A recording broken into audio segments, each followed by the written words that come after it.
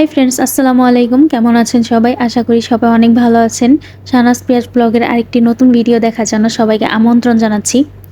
এটা ছিল আমাদের ঈদের দিনে করা কিছু ভিডিও। আসলে ঈদে আমি তেমন কোনো ভিডিও করিনি, কারণ অসুস্থ থাকার কারণে তেমন কোনো ভিডিও করা হয়নি।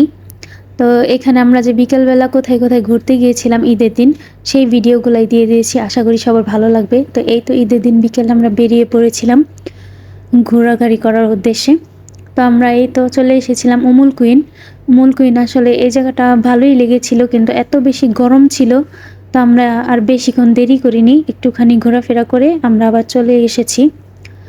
তো যাওয়ার সময় এখানে দেখুন সুন্দর একটা মসজিদ, আর প্রায় সূর্যাস্তর সময় হয়ে আসছিল, সন্ধ্যা সন্ধ্যা হয়ে আসছিল আর কি।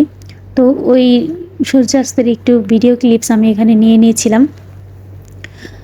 এই তো আমরা চলে এসেছি আমাদের এদিকেই কাছাকাছি, মানে আমাদের বাড়ির কাছাকাছি একটা পার্কে। এই পার্কটাও আসলে সুন্দর। আর এখানে আমি দেখাচ্ছিলাম যে দেখো, এই গাছের মধ্যে অনেক পাখির বাসা আছে। এখানে অনেক পাখি আছে। এখানে আমার হাজব্যান্ড আর আমার দেবর বল নিয়ে আসছিল। দেখুন কত সুন্দর খেজুর ধরে আছে, একদম এত নিচে যে হাত দিয়েই ধরা যায়। তো আমরা আসার পরেই মাগরিবের আজান দিয়েছিল, আর সন্ধ্যাও হয়ে আসছিল, চারিদিকে অন্ধকার। কিন্তু অন্ধকারের মধ্যেও কিন্তু এই পার্কটা এত বেশি সুন্দর লাগে, কারণ অনেক সুন্দর করে লাইটিং করা ছিল এই পার্কে।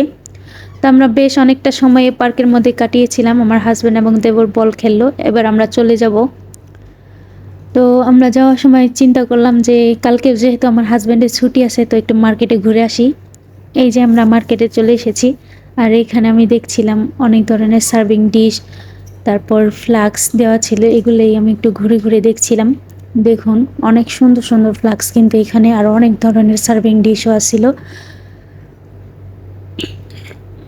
এই তো মার্কেটে ঘোরাঘুরি করলাম অনেকটা সময়, অনেক কিছুই দেখলাম।